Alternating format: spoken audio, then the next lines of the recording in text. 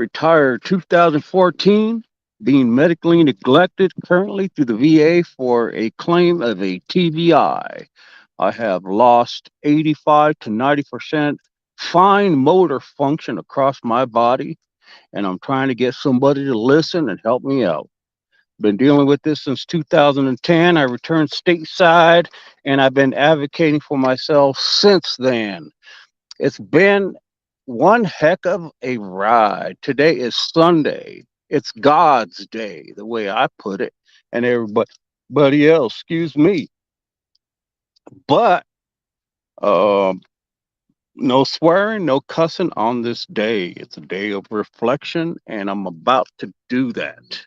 So, as a quick advocating uh, um, skinny, I have a small amount of an update on my case. If you have been following me, yes, I've been all over the place advocating for myself. I'm in Arizona. I contacted my senator, Kirsten Sinema. Can you guys believe that? That's who they voted for here in Arizona, Kirsten Sinema. Unbelievable. So I contacted her a few times because I'm trying to get my situation squared away, all my ducks in order because it is a duck. But the VA don't see it that way right now, and that's what I want to get them for. So Kirsten Sinema has some correspondence back from her, and she said, well, thanks for reaching out to us, Sergeant De Leon. I know you have a critical matter and you're losing fine motor function across your body since 2010. It's been getting worse lately. But I don't know what basically this is what she say. I don't her office say. I don't know what you're expecting from us, but we can't do much to help you out. We'll do the best we can. We can get you some alerts, you know. You filed for another claim, which I've done more than a dozen times throughout the years. It's a political game now. That's where my case is. So that's why I contacted Kirsten Cinema, Debbie Lesko, Andy Biggs, a few other folk, right? I have had no progress whatsoever. Zero. But unbelievable. Can you guys understand with how that sounds? It's unbelievable, ain't it? I said, Kirsten Cinema, can you help me out? I have this motor dysfunction that, um, is eating me alive, basically, from a TBI, but nobody wants to help me out with that at the VA, even outside the VA. So, what can you do for me, Kirsten Cinema? I'm going to use her own quote as she did against Martha McSally when she was running here. You got to know when to call the strikes and the balls, right? That's what she said. Well, obviously she don't know what she's talking about, you know. She can talk, but she cannot walk the walk. So, look, I'm going to do this to everybody who comes across my path, whether it's a Republican or a Democrat, because my health is way much worse. My health is much is it costs more than just some politician saying, yeah, we'll get to it. It's worth more than that. So any politician, and apparently she's an independent now. That's just another way of copping out to to feel like, I'm just not sure, so she don't have to make the hard decisions, right? Yeah, there's only two sides, folks, bad and good. That's it. And if you got some good ideas, then let's pick a side. Okay, and she know dang well, I almost said it. She know dang well that the Democratic Party is just no good. Okay, causing all sorts of ruckus. Yeah, so she wants to go independent to not, to make her party feel like she's not doing anything wrong. but yet she don't want to commit to the Republican Party because she knows we're so right. Right. So, anyways, that was her correspondence back to me. Well, I don't know how we can help you. Okay, folks. Now,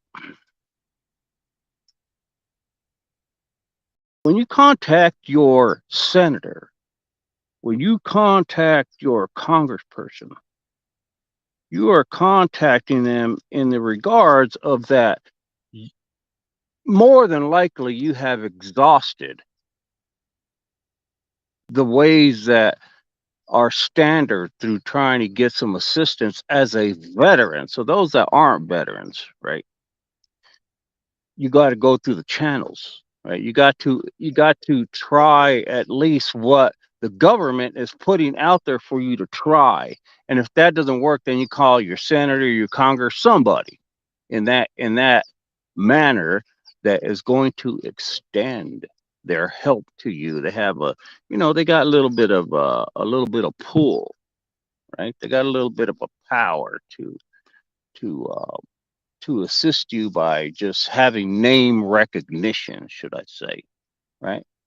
Well, this is what I get from Kirsten Cinema, right? I get the we can't motivate, we can't persuade, we can. This is what I get from my senator instead of, Sergeant DeLeon, thank you for your service so much. And I know it's difficult dealing with your situation. I don't think she is a veteran, so she really doesn't know. She has a couple of little kids running in her office that she only can pay $7 an hour part time, and all sorts of lack of benefits to try to help veterans like myself who need the help. It's God given that God has given me the charisma to be to show everybody that I'm not sitting at home depressed my head down, and I don't need to be. Okay, I've already played the game of, hey, look, I'm depressed. I got tired of trying to be all dramatic on it. I think we have enough drama in our world already, don't you guys think? I think so.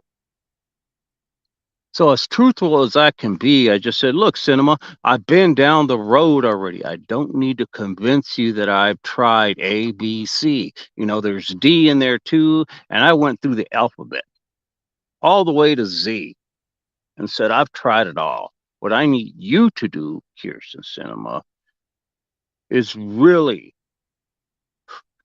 move my situation forward to all the people that you can possibly reach out to, like the Veterans Affairs Committee. What about that? About all these people you can reach out to in in Washington and across the nation to help a veteran instead of saying, well, I don't know that's just completely absurd. This is what I'd like to know, people. This is what I'd like to know. All right. I have to fight for myself that at this point, I feel like I'm a car salesman. Right. I've gotten really good at it. Right.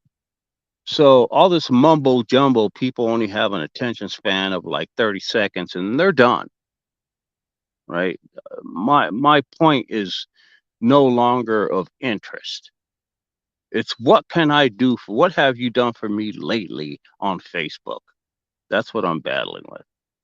I've been reaching out trying to get people to call my senator, call my congressperson, say, hey, you got a soldier out there who's been crying for TBI. He's getting worse every single moment.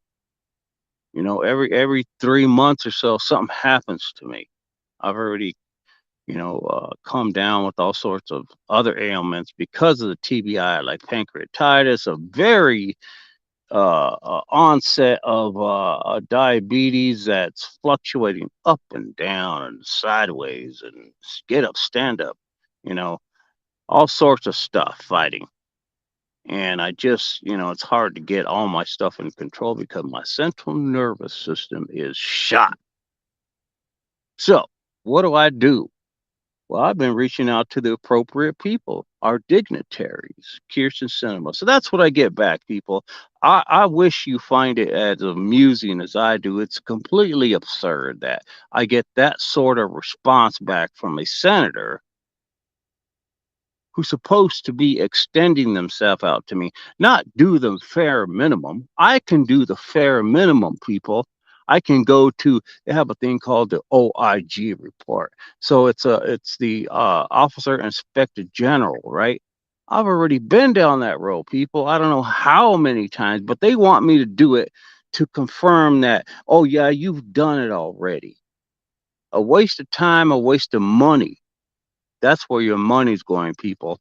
And so she's claiming that she can only do so much because she don't want to extend out to a Republican. I'm a Republican. This is a political game. She'd rather see me melt away with my medical issues and die than extend her authority to help a veteran of Arizona. Can you guys believe it? How else do you want to see it? Look, people, I've reached out to everybody. You know, I've been reaching out and I've been getting the same response back, Republican and Democrat. But when I have somebody in charge who is supposed to help me, and I point out the matter of, hey, Kirsten Cinema, you know, can you, I know it's how this works. I don't want to know exactly what your job description is, but I can tell you right now that you're not extending it out to somebody who you go out and get reelected for, to exploit us veterans. Going down to the VA in Phoenix and Tucson and showing your face, walking around as though you're making some sort of dent in the help we think that you're giving us. Well, I'm pointing it out, so I'm trying to be honest with her, and she's not giving me the room to be honest and say, you know what, De Leon, I agree. I think you need more help than I can offer. I'm going to try to go ahead and get maybe some people on this with me. You know, you are a veteran of our nation, and God bless that you're trying to do the best you can for yourself and your family. And yet I am standing in your way because I don't want to extend my, well, how do I say? See, when you start saying things like, how do I, well, I don't know what, well, you know, that is an excuse, people. That is an excuse. And God bless her for being, an independent now, but that ain't working for me. Okay, it don't matter what you want to be. You can be a zebra. You can be independent. You could be a rock on the floor. It don't matter to me. What I need you to do is use what the God-given right of form this nation has given you from your election, re-election, which is the power to persuade other people to at least take interest in my case. And if you can't do it, then what good are you being in that position, Kirsten Cinema, Debbie Lesko, Andy Biggs, Juan Ciscomani? What good are you people? Right? I guess no good. Because here I am begging for the help. I'm begging people for the help. I'm trying to get the people now in my community to listen to me, to help me with that. Right? That's what I want. So I'm not having any luck with that, people. I'm not having any luck with that. You know, if you sit down and you think about my case, there's a lot of accountability. That's a big word these days. People like using it to make themselves look like they're smart. But their responsibility, their responsibility, folks, okay, is important. And if they don't know how to exercise their responsibility, then what good are you to even remotely want to take an effort to say, let me get back with you on that. I'll accept that for a little while. But all I've been getting is a lot of no. Well, I just don't know what we can do for you. I just don't know what, I don't, our office cannot persuade, we cannot, uh, uh, you know, uh, deny any, it's just absurd that I have to get that sort of response as a veteran who's in a critical medical state that's being medically neglected through the VA. Can you guys understand that? Can anybody understand where I'm coming from with that? All right. I'm trying to make as much noise as I can being in a wheelchair. Uh, not being able to drive because the VA is pulling my driver's license. Um, excuse me. Going through bouts of depression is a very serious thing when you have a head injury that causes your serotonin and dopamine and all this natural chemical brain issue to help function properly. And I don't even know what I'm going through because the VA hasn't even taken the interest into trying and saying, you know what, you're going through a lot of stuff right now, Sergeant De Leon. We don't even know how to address you because we haven't done the proper policy and procedures to help you in an evaluation. We've done one to get you where you are today, but it's incorrect because we're not treating you for the exact disability that you have that you've been claiming. Instead, we're gonna kick this can down the road that you have been going on for a while, saying you have this TBI, and we're just gonna play that card of saying that you don't have one. You're a big liar. That's what we're gonna do. All right. And I think I'm holding it together pretty darn good, considering that I've been misled, misinformed, misguided through all these programs that were supposed to be for me to try to get my TBI, uh, you know, uh, um, acknowledged by the VA, and they haven't lifted a finger to try to, investigate and say, hey, we're going to try the best we can to do nothing, folks, nothing. They have done nothing to do that. All they've been telling me is, hey, we're going to send your case to this person. She's a supervisor of the world in the VA, and they're going to help you. You should be excited. And I've gone through those folks. You know what's going on with that? Nothing. They get me all excited about, hey, this person's going to look over your case. There's a supervisor to the supervising supervisor. I get nothing, folk. I get zero. So I've been doing other stuff on the other side, trying to look into attorneys and all these other people to help me out. And it's a it's a very iffy world out there, folks. Very iffy world, especially if you're a veteran. You know, thank God Trump was, he passed some legislation to help veterans that can actually sue the VA or have some wiggle room to complain a little bit to the federal government and say, this is my case. I need somebody to help me. God bless. Well, I haven't had any of that, folk. Nothing. So here I am falling apart. I'm worried about everything else just like everyone else. You know, I want to be, able to listen to the news instead of being depressed all the time about not being able to get help. Hi, hey, can I get some medication to stabilize these mood swings, this depression? I'm already on some sort of depressional medication, but it's specific, you know. As I said, people, I have dopamine. In other words, when you have a head injury, things don't work properly with stuff that's in your brain that you have no idea how to address it. Okay. For instance, your feel good drugs in your brain, dopamine and serotonin, they stop working properly. Okay. They stop producing certain amounts of chemicals to help you with energy and movement and all this stuff. And I'm going through that. And I can't get a darn physician at the VA, even outside the VA, because they're in cahoots with each other, to say, hey, we have some medication for that, man. Even though you're struggling with trying to get the diagnosis, maybe we can get you started on a few pills here and there to help you out. You think that's fair? I think that's more than fair, considering what I've been through. And what's the standard? I should be at least in the standard, right? I'm not, folks. I've been abandoned. The federal government has abandoned me.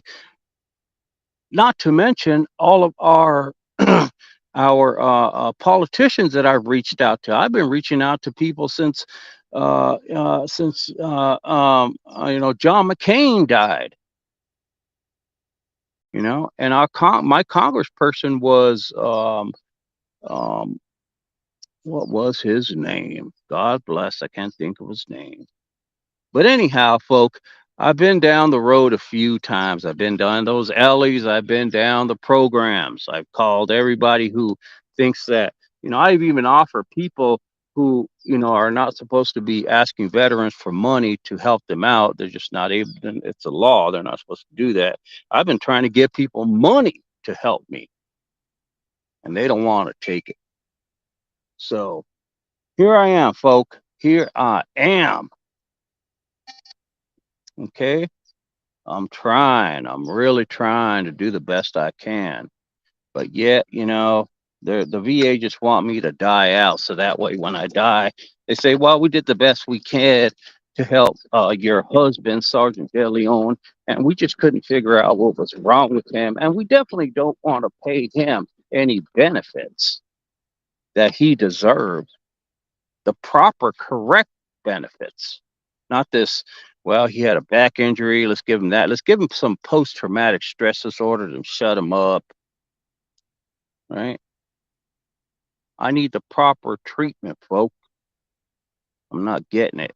Like I said, God bless. Thank you, the Lord, for giving me charisma to deal with this.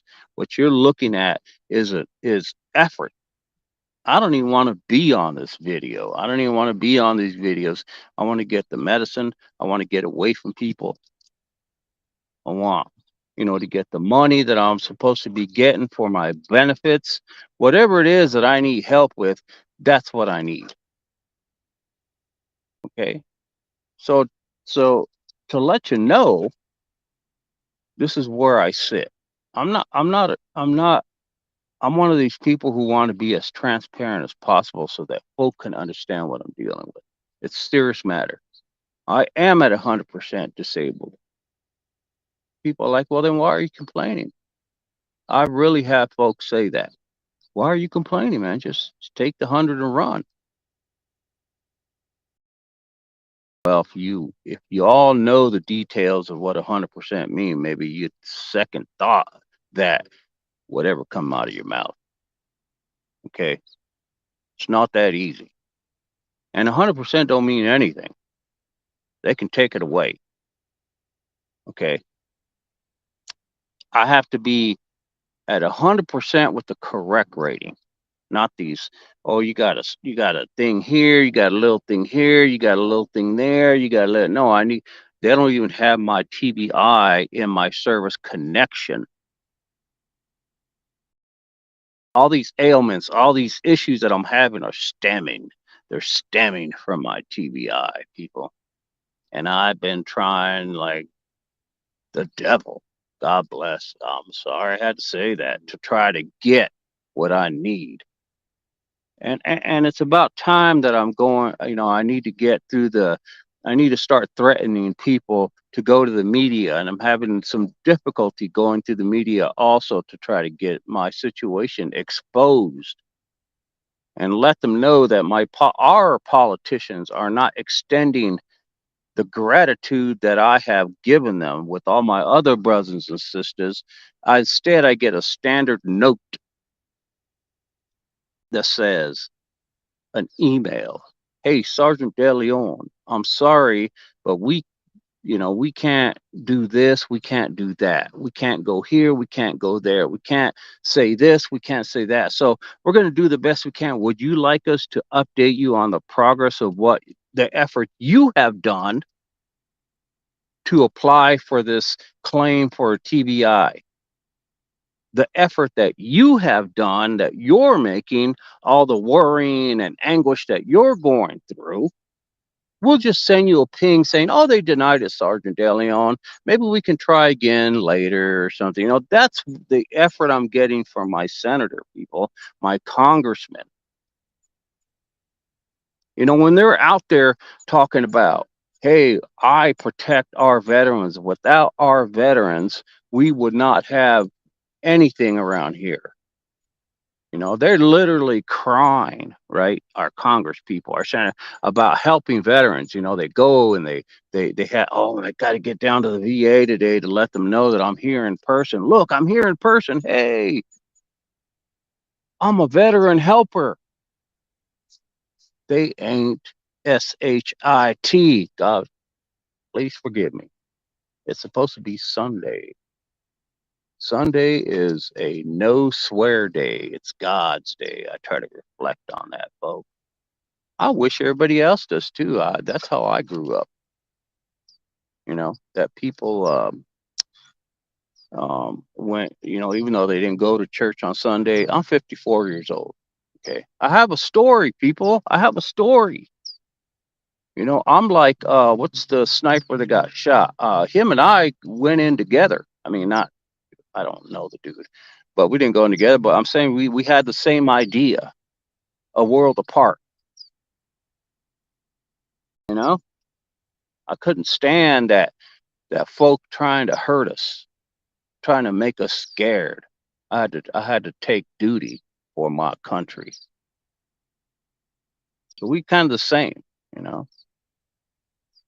He was a little older, I was a little older getting in also. So yeah, I forget his name. Y'all know who I'm talking about. Made a movie about him and that thing. Yeah.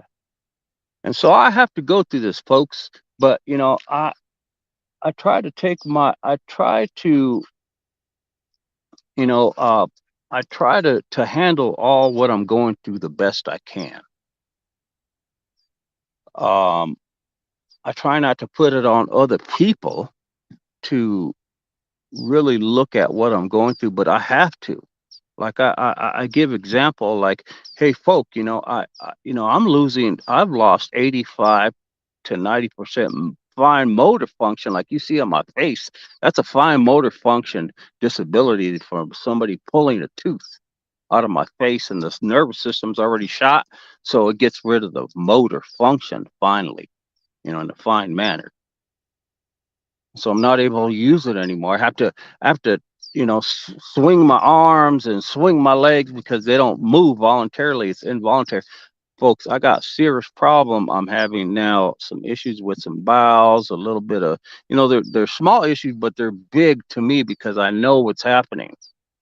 And yet the VA, Kirsten Cinema, Andy Biggs, Juan Ciscomani,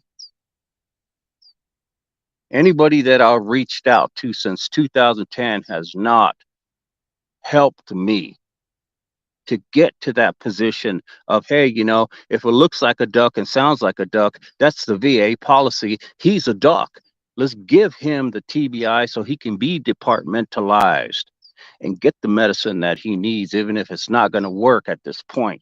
At least we can manage it, slow it down, give him some life extension, maybe help him with his depression, get some of that serotonin stuff working in his brain properly or not.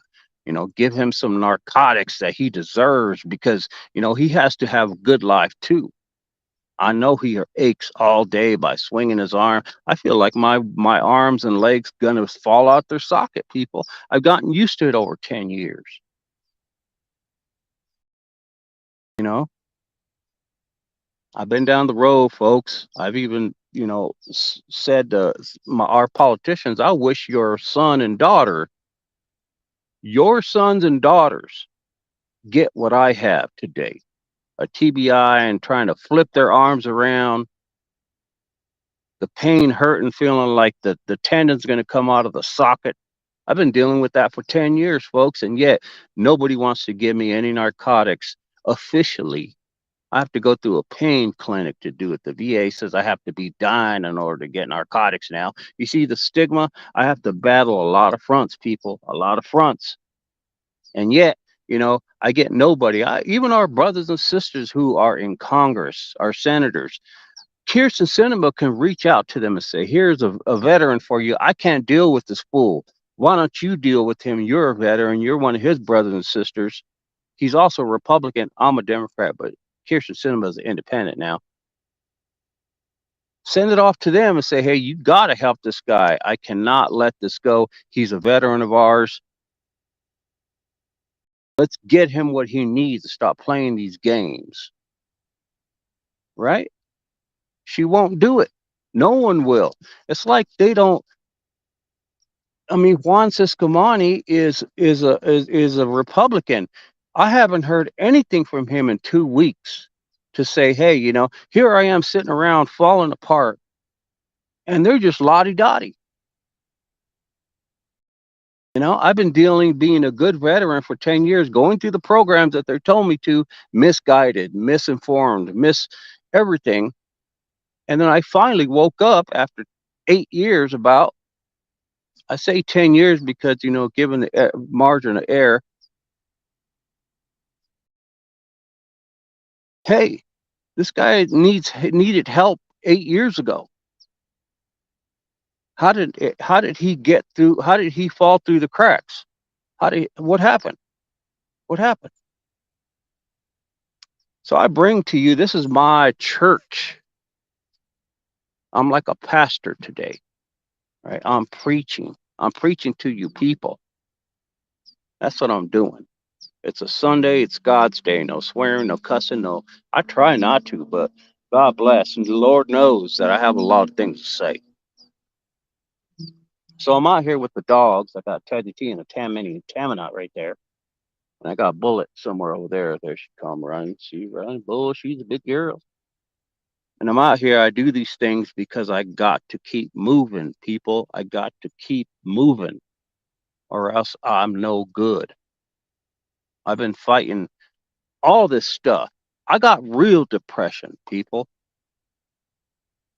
Okay, I wasn't one of these White House January 6th police officers that had to deal with a rowdy crowd. Oh my God, they're gonna kill me, they're gonna hurt. And now they have PTSD and TBIs, and they got all these problems, and people are pouring over, they're writing books and earning money and getting health care.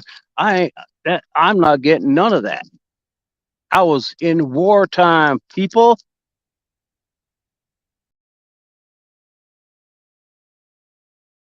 And so, I do the best I can. I try to reflect on being better person, but the federal government is leaving me behind.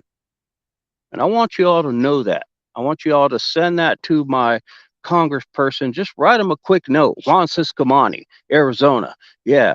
Kirsten Cinema, Andy Biggs, Debbie Lesk, anybody that is in charge of trying, Andy, I say Andy Biggs because Andy Biggs is in charge. If he's a representative of Arizona, he's in charge. He not in charge, but he is part of the TBI committee. TBI committee. I've written him a few times. I haven't had a word. Not a word, folks.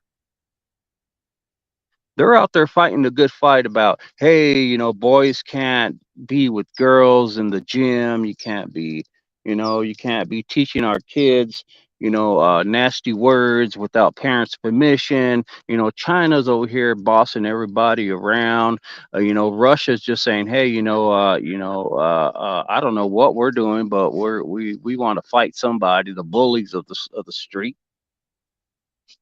So they're dealing with all these things, right? And that's what they're supposed to do. That's what they're supposed to do. Listen, people, as a veteran, and my brothers and sisters out there know what I'm talking about. I ain't bragging about, hey, I was in wartime. I did my job. I knew my job description. Do they know theirs? I don't think they do. Oh, I'm busy. No, no, you're not. Okay, your job is to be in the hot seat. Your job is to be taking on multiple things, and if you can't deal with it, get out. Okay, at least deal and follow through with things like myself, who are claiming a critical medical neglect to the VA, which should be a red flag, right? It's not. These folks just passing it on like I'm some sort of like, oh yeah, another veteran. That's what we get, folk. Y'all think that we get all this courtesy. We don't. Some people have all the luck, though. I'm telling you, I got zero. I've fallen through the cracks, and when you fall through the cracks with the military, that crack goes down to the center of the earth. All right, that ain't no joke. You've forgotten about. Oh yeah, yeah, and they'll protect all that time that they've been neglecting to treat you properly. They'll protect that they did the right thing, and they will not, people. They will not budge. And that's what I'm fighting right now. I'm fighting the stigma of that. Now I've been put and classified as a fraud. Literally, people, I'm going to say it again. I'm going to say it again. Listen, listen. I went to a doctor's appointment from a neuro ophthalmologist. Look that up. Neuro ophthalmologist. As I was in the room, this doctor and my wife were having a conversation. I'd gone through all these stupid tests. My wife said, well, why can't he move his body parts, doctor? What's wrong with him? Everybody's ignoring him. They're saying that, they don't know what's wrong with him. And the doctor turned around to my wife and said, there ain't nothing wrong with your husband, ma'am. Again, she said, then why can't he move his body parts? This doctor said, and loudly in front of me to her, your husband will move his body parts when he feels like it. Now,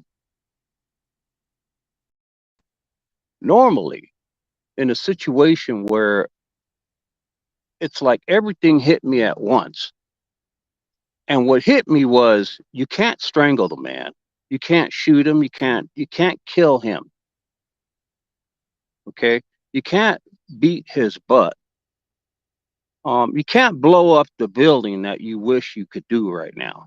Everything hit me at once, and I had a sort of a solitary moment where I thought, you know, the people who want to be in charge, who are not supposed to be in charge, or the people who want to be in charge, who have control, the gatekeepers, when they want to misuse and protect their behind, they're going to go to the ends of the earth to do it, to harm you, intentional or not. And that's what I've been experiencing, people. It's a damn shame that our doctors,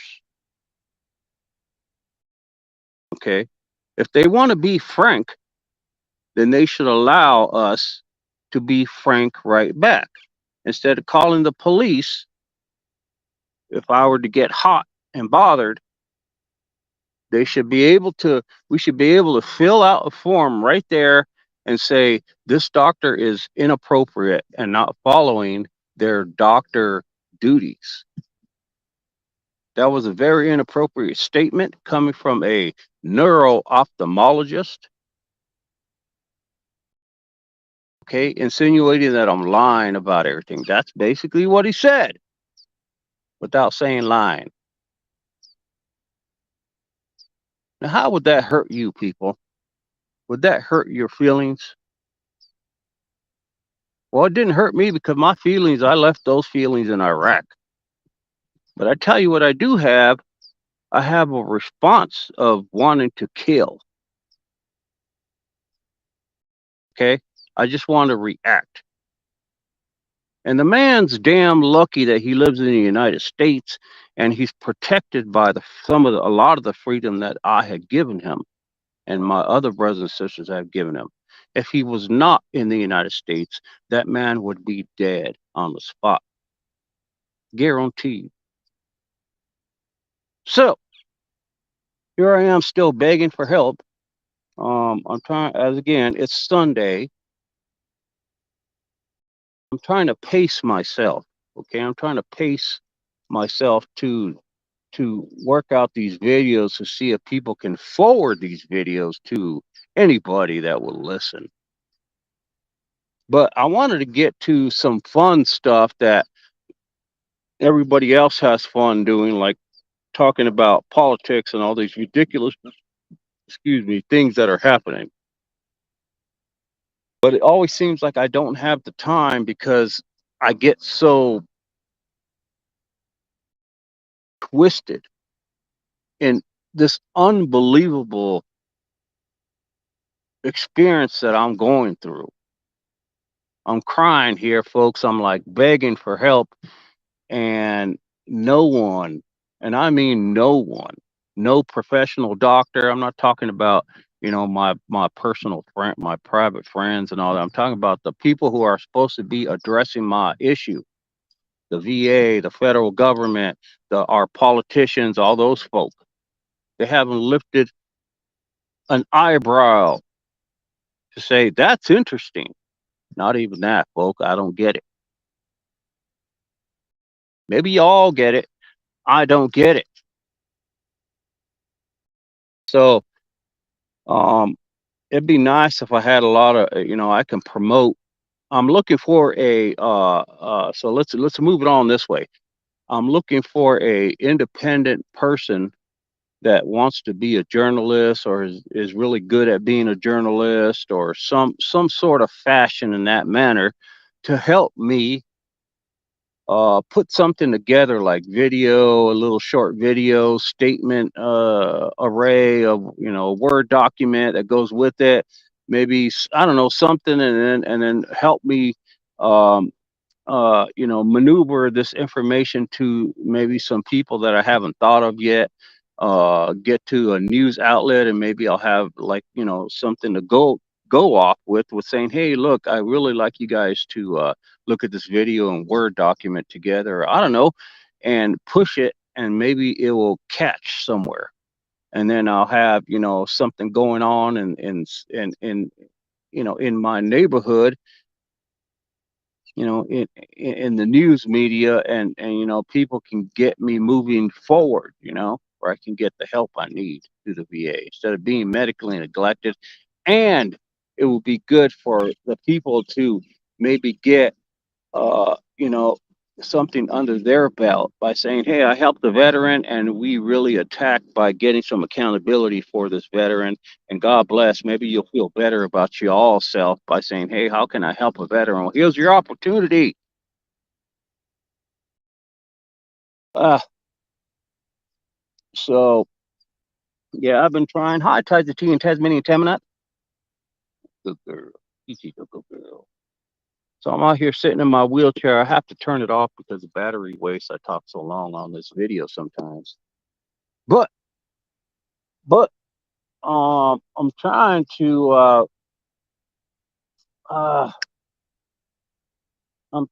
to uh also I'll this is what I'll do. I'll make one uh elaborate on one issue, the political issue that we're doing.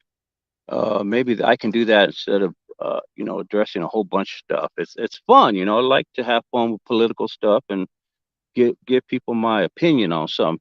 I'll give you my opinion on the the border issue. I worked with the border, Homeland Security through the Army for 18 months, catching illegals with drugs and smuggling people, money back, all sorts of stuff. Everything they did, I did. Okay. This is back in 2010 all the way to 2012. Now, my opinion about it, of what's going on now, is this. So the information I have put together is that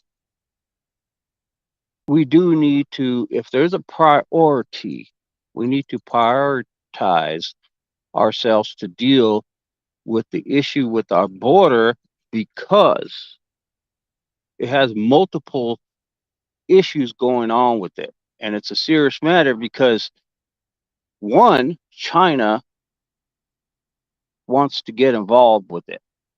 I know you're like, yeah, but they're giving us fentanyl. It's more than that. It is more than that, people. Just trust me.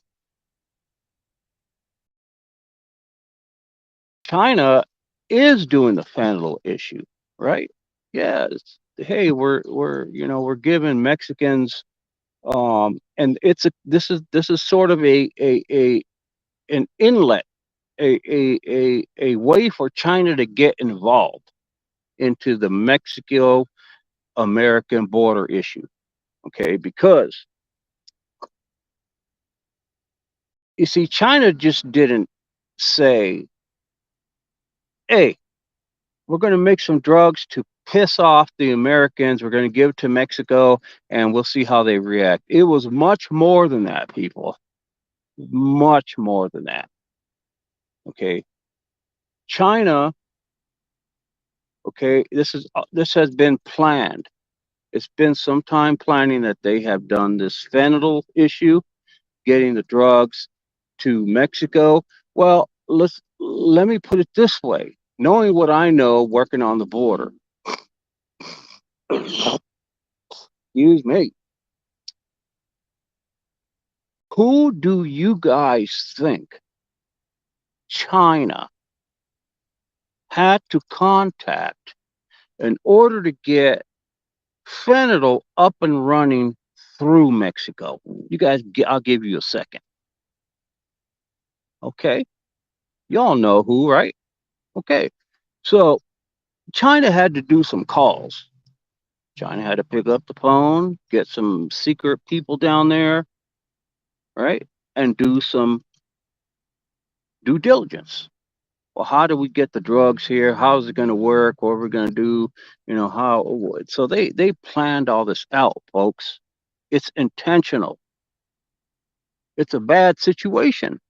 So when China addressed Mexico, they had to address them first. They just didn't throw the drugs out there and here, you guys, here. They addressed Mexico and they addressed the important people in Mexico because China has something that the Mexican cartels have. Can you guys guess what that is? It's one thing that China and the cartels have in common. Money.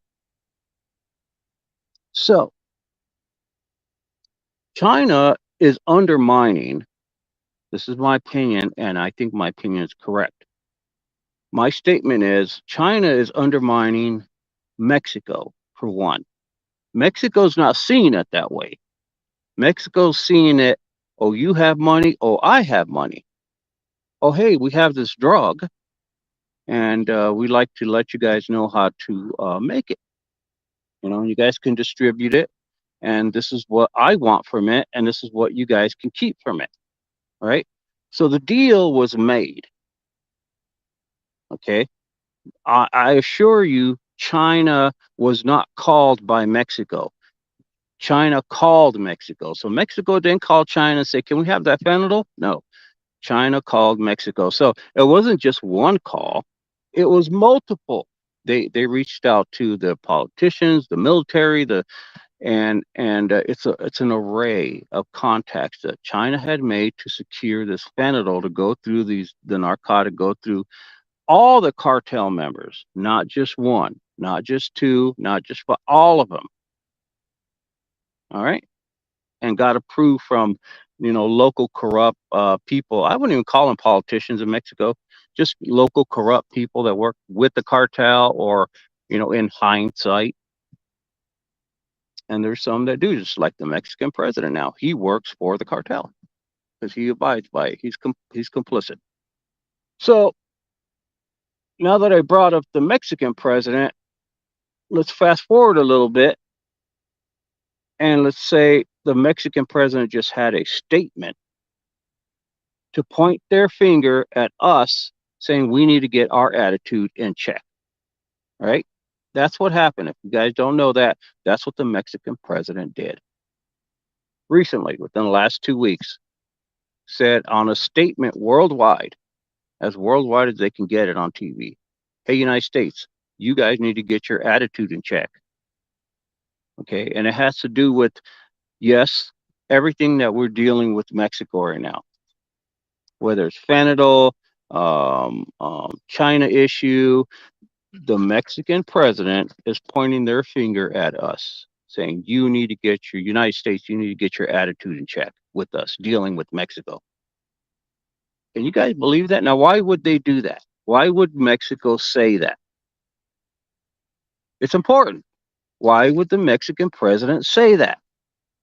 Normally, the Mexican president, whose hand he should not be biting, which is ours because we feed Mexico, and we do a lot of things for Mexico. Okay. I don't care what Mexico does for us. What we do for the world is why we're in the position we are in today. Okay. It can go bad, it can go good, and right now it's going bad because we've got a moron who's in the office. So, why would the Mexican president point his finger at us, literally, and then threaten the United States by saying we are going to ruin, we're going to taint your elections by doing bad stuff to make us look bad now?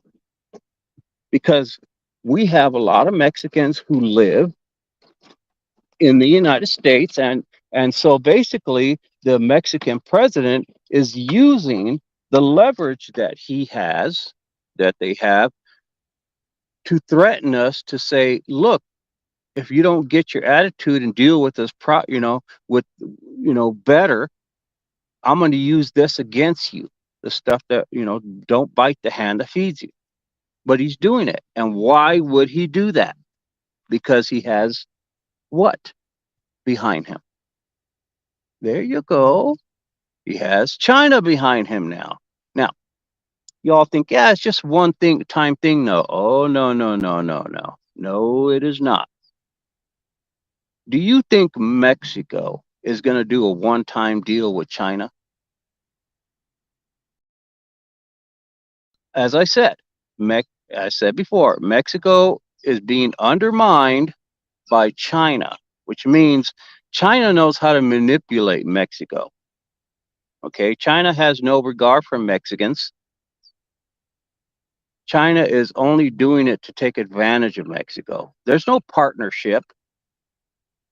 Okay, but that's the way China is putting themselves out to Mexico. So, through the manipulation, Mexico and China now have a small relationship, and it's not just with the drugs. Okay. Now, theory number one. Again, I worked on the border. This is what I know. If I were China, I'm going to put it this way. If I were China and I wanted to invade the United States, how would I go about doing it? We have superiority in the air, so they're not going to take us by air. Okay? They're not going to do it. They're going to try, but who wouldn't? So, in order to be effective, how would you go about attacking the United States if you had to? And I put it that way because China really has to make a point to attack the United States. That would be a death sentence for anybody in the world. And, everybody gives too much credit for China, thinking, oh, China's got all this technology, oh my God, you know what? It's sort of like, have you seen the Godzilla movie? Okay. China has all this, all this bling bling military warfare stuff, but they are not proficient with it. Okay, their whole city, thanks to us, is a facade. Okay, they live in the glamour. They live in the. Have you noticed their Times Square is 10 times better than ours? I wonder why. You know, because they wanted to mock us, people. Okay, it has nothing to do with it being, hey, we developed this. United States had developed Times Square over the decades, over years and years and years and decades, right? China built it in one day practically. They wanted to show the world that they're on top. So you see, it's a psychological warfare with China, folks. So how would you attack the United States if you were China? Anybody? Anybody? That's right. Go through Mexico. Now, why would you do that? Mexicans aren't going to let you go. Oh, I see. So if I have drugs and I manipulate Mexico to see my point of view and and support Mexico to show them that the United States is not your friend. They've been mistreating you guys and treating you guys like some stupid, dirty Mexicans. You know, Mexico is owned by drug runners, right? By murderers, by child rapists, by um, you know, cartel member, anything that has to do with criminal intent. Mexico has it, and so when you call Mexico, who do you think you're going to talk to? You think you're going to talk to the president of the United States? Well, the president of Mexico. Well, the president of Mexico is complicit with everything that's going on in Mexico. So you're direct. Anybody you call in Mexico, you're going to be dealing with some wishy-washy person, always, because they run the country. So how easy is it to say, wow, we can go through Mexico to address the United States. That's probably one of the most effective ways to go and attack the United States is go through Mexico. Oh, wow. Oh, hello. Right. And then, there's other ways they would do it, but that is a simple, more effective process of, because look, people put it together. Not only is it effective for China, China, undermining Mexico, and now they're getting them on their side, is going to see the China way, and a good portion of Mexico is run by bad people, cartels, and everybody else.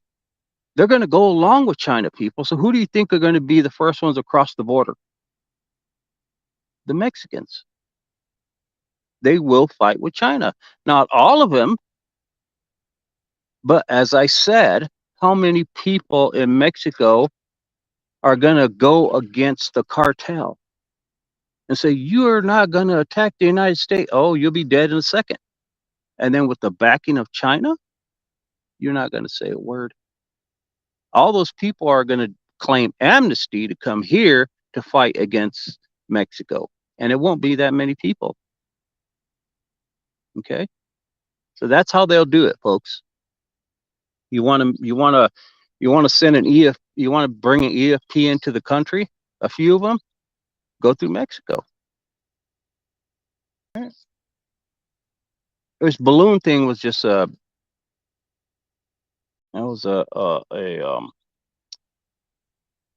do you call it, a academic thing. Yeah. So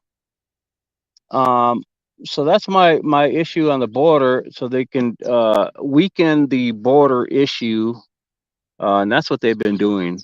China has been chipping away at the border by doing stuff like drugs, because everybody knows that the way to go through to the United States is through Mexico and Canada, but mostly Mexico. And if you weaken it by causing political unrest, amnesty unrest, all sorts of issues that way, flood it, then that's the perfect prime time to mask over something so that you can slip something in, or you can find a way to enter the United States through Mexico. That's the way they do it, folks. So, um, so that's my thing with China and Mexico, and then Russia would be the backup. Okay, Russia would be the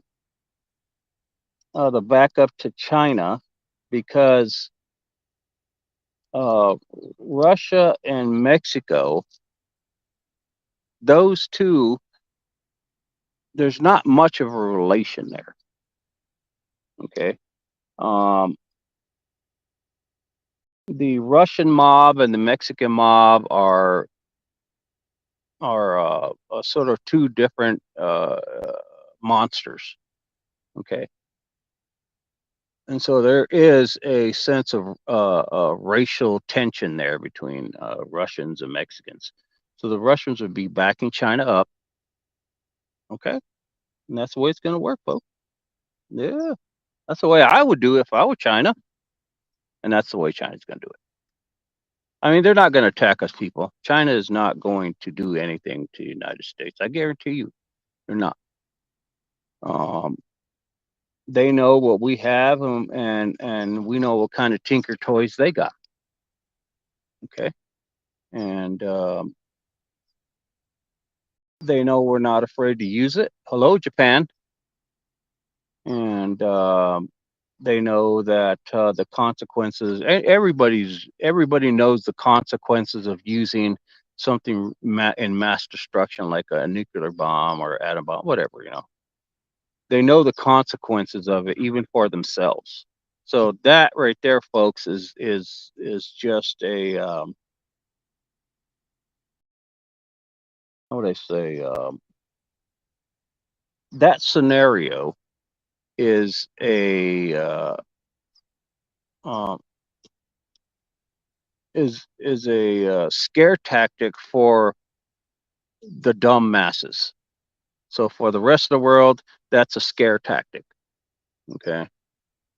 So nobody wants to use, even China, nobody wants to use nuclear weapons. Russia, on the other hand, wants to use a nuclear weapon on somebody because they didn't have the opportunity to do it, and we beat them to it with Japan. All right. And so they want the opportunity to do it, and they think that China is going to give them that opportunity, and we don't want that to happen, do we? So it would be Russia that would set off a nuclear weapon, not China. All right. But you never know these days. I don't like to play this, yeah, but and all this stuff, but that's what I know. So you can hold me to that. I'll mark that down. If I'm right, you guys, give me give me some fries or something. Buy me some fries, French fries or something. So that's my issue on the border. There's more to it, but I think I'm wasting my battery here on my phone, and I got to get back home. These dogs I think they're looking for snakes. These snakes are coming out now. But hey guys, thanks for listening to me with my rant for the veterans affairs. I'm really needing that to get resolved, and get put in the right motion forward to being addressed. My brain is not doing well. I got a lot of medical stuff. If I were to go through all my medical stuff on this phone, that's why I want the independent journalist person type, so I could do like a video, and then I'll post it, and you guys could go to this video and see all the trials and tribulations I've been through, the medical issues I'm going through, all the stuff that's pending, all the stuff that's critical, all that, and that way you can get a better understanding of what I have to go through. of what I'm going through, and it's a disaster, folks. It's a disaster, and I got to protect my family like all the rest of you guys have, and make sure that they get, all the benefit and the information if I were to pass suddenly from a stroke. I'm very susceptible to strokes and all sorts of stuff, and more than the average person with the TBI have, and and I want it to be recorded and dictated, and that way noted, so that way they have something to go off if they want to pursue it. Instead of we don't know what happened. The federal government, I'm telling you guys, not a good time to be dealing with the federal government these days. So thank you all, and we'll see you all again. God bless everybody on Jesus Day.